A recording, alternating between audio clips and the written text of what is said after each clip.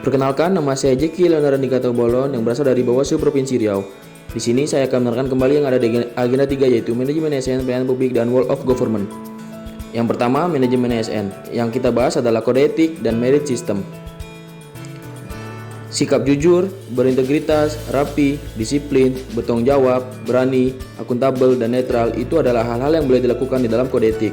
Sedangkan korupsi, kolusi, dan nepotisme, datang terlambat ke kantor, mengikuti partai politik itu adalah hal-hal yang tidak boleh dilakukan oleh ASN di dalam kode etik. Berdasarkan Undang-Undang Nomor 5 Tahun 2014, kode etik bertujuan sebagai acuan dalam sikap, perilaku, dan tindakan birokrasi publik, aparatur sipil negara dalam menjalankan tugas dan kewenangannya. Merit system yaitu suatu kebijakan dan manajemen ASN yang berdasarkan pada kualifikasi kompetensi dan kinerja secara adil dan wajar, dengan tanpa membedakan latar belakang politik, ras, warna kulit, agama, asal-usul, jenis kelamin, status pernikahan, umur, atau kondisi kecacatan. Yang mana ASN harus sesuai dengan kualifikasi, sesuai dengan kompetensi, dan ASN harus berkinerja secara adil. Dengan merit system, organisasi dapat mempertanggungjawabkan bagaimana mereka menggunakan SDM-nya secara efektif dan efisien. Sedangkan bagi pegawai, sistem ini menjamin keadilan dan juga menyediakan ruang keterbukaan dalam perjalanan karir seorang pegawai. Selanjutnya itu pelayanan publik, yang dimana akan membahas tentang unsur, prinsip, dan etiket pelayanan. Pelayanan publik adalah kegiatan atau rangkaian kegiatan dalam rangka pemenuhan kebutuhan pelayanan sesuai dengan peraturan perundang-undangan bagi setiap warga negara dan penduduk atas barang, jasa, dan atau pelayanan administratif yang disediakan oleh penyelenggara pelayanan publik. Unsur-unsur pelayanan publik yaitu penyelenggara pelayanan publik, penerima layanan, dan kepuasan layanan. Prinsip pelayanan publik yaitu partisipatif, transparan, responsif, tidak diskriminatif, mudah dan murah, efektif dan efisien, aksesibel, akuntabel, dan berkeadilan.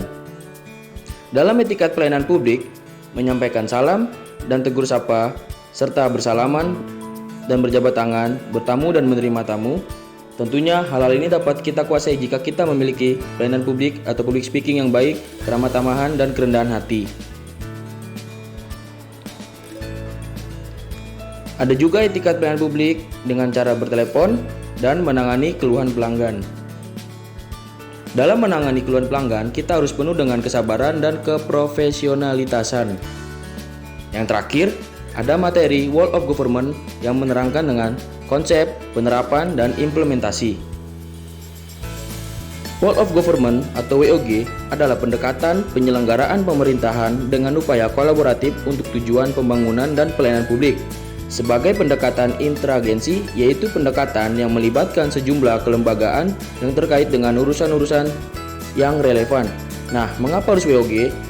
Yang pertama, karena adanya dorongan publik untuk mewujudkan integrasi kebijakan pembangunan dan pelayanan. Yang kedua, agar meratanya kapasitas di setiap sektor. Yang terakhir ada agar Indonesia yang beragam tidak terpecah belah. Selanjutnya itu penerapan WOG, yang dimana dalam pelayanan administrasi, pelayanan jasa, pelayanan barang, dan pelayanan regulatif. Apa saja yang menjadi tantangan dalam WOG? Yaitu kapasitas SDM setiap sektor atau institusi tidak sama, nilai budaya dan organisasi yang berbeda, serta kepemimpinan yang belum dapat mengakomodasi perbedaan yang ada. Implementasi World of Government pada hakikat dasar pelayanan publik dalam Undang-Undang 1945, yaitu tujuan dari bangsa Indonesia. Kemudian, dalam lingkup penyelenggara negara, terdapat sistem penyelenggara Indonesia dari lembaga eksekutif, legislatif, dan yudikatif. Dan dalam lingkup penyelenggaraan pemerintahan negara, executive power merupakan bagian integral dan paling dominan dalam sistem penyelenggaraan negara. Dan dalam lingkup hubungan antara pemerintah pusat dan daerah serta antar daerah, mengacu pada ketentuan pasal 18A dan 18B Undang-Undang Dasar 1945. Diharapkan dengan penerapan peran dan kedudukan ASN dapat mencapai tujuan pembangunan kebijakan. Dengan demikian, kita akan menjadi ASN yang milenial dan berintegritas. Sekian dan terima kasih.